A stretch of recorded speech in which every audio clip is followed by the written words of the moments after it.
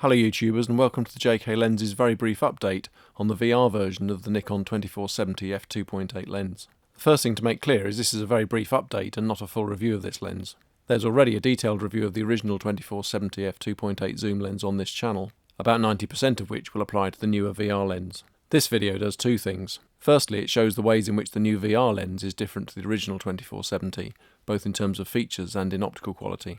And secondly, it updates the original review a little bit, mainly as a result of comments by other users, but also based on some further use by me.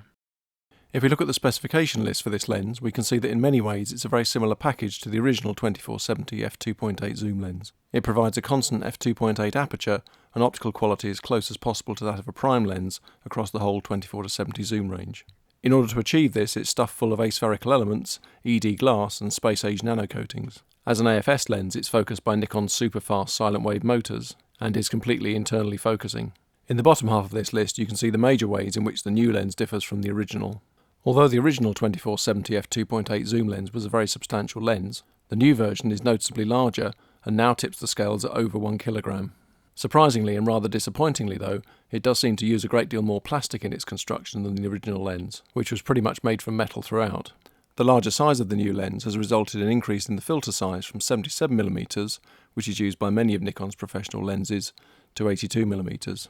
And whilst we're on the subject of numbers getting bigger, while the original lens was eye-wateringly expensive, the new one is now simply head-meltingly expensive. In terms of new features, for all this extra money, the new lens basically has two additions.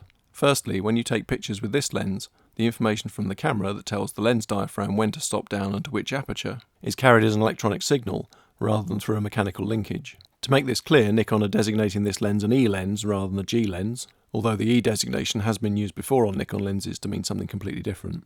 The advantage of this system is the lens is mechanically a simpler unit and can set apertures faster and more accurately. As the frame rates of Nikon D-SLR bodies continue to increase to extremely high levels, this might well be a useful improvement.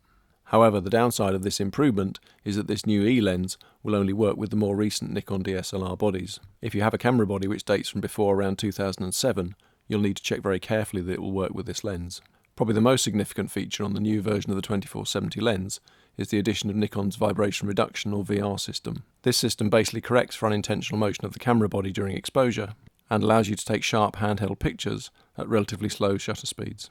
Although camera shake is much easier to adjust for at these relatively short focal lengths, there's no doubt that the latest version of Nikon's VR system, which claims to allow you to shoot at 4 stops slower than normal hand-holding speeds, does an excellent job with this lens. It's now relatively straightforward to take photographs every bit as sharp as those taken in broad daylight, well into the twilight hours and long after the sun has dipped below the horizon. The idea of the original 2470 lens was that it provided optical quality very close to that of a prime lens. The new VR lens certainly maintains these standards and possibly even improves on them slightly. You're certainly going to have to print pictures taken with this new lens at an extremely large print size if you're going to stand any chance of noticing any difference in optical quality between it and a prime lens in the same focal length range. It provides excellent, very well saturated colours, even when light levels aren't brilliant, and maintains excellent clarity at all times. Levels of sharpness which were eye-wateringly good with the old lens are now head-meltingly good with this lens. Even the demands of shooting with a very high megapixel sensor and printing at very large print sizes are unlikely to show up this lens in comparison with any prime lens. The quality of the bokeh with this lens is good, although this is an area where it can be improved upon by a prime lens.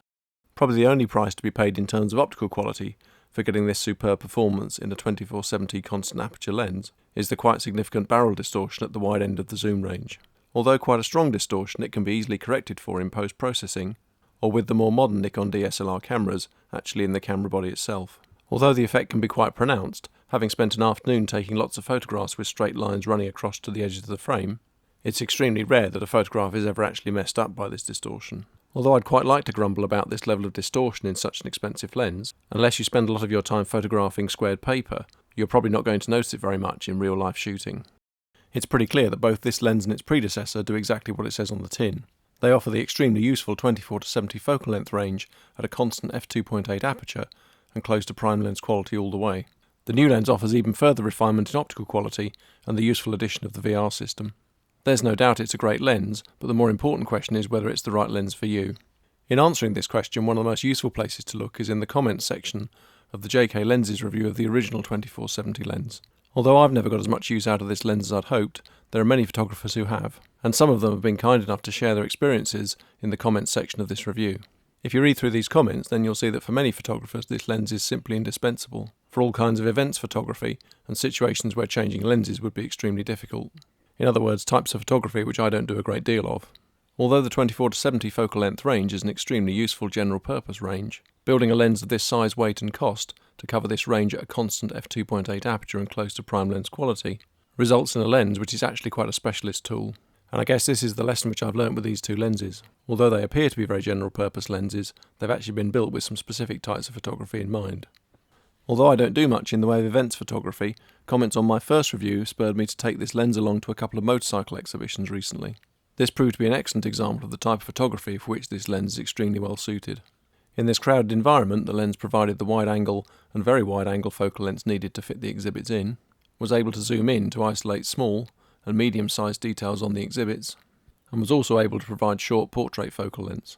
In this busy and crowded environment full of other people and their elbows, the ability to do this with one single lens was quite indispensable, and in this situation this lens scores heavily over a bag full of prime lenses no matter how good. If you're considering buying this lens, then have a look at the kinds of photography which the satisfied owners who commented on my first review are doing with it. If these are the kinds of things which you intend to do, then this could be the perfect lens for you. If not, then a smaller and cheaper mid-range zoom or a handful of prime lenses might be more appropriate. I'm sorry this is only a brief update on the new VR version of the 24-70, but I hope you found something useful in here anyway. Comments, whether you agree or disagree, are always very welcome, so type them in the box below. And if you want to keep up to date with further Nikon lens reviews, then please subscribe. And as always, very many thanks for watching.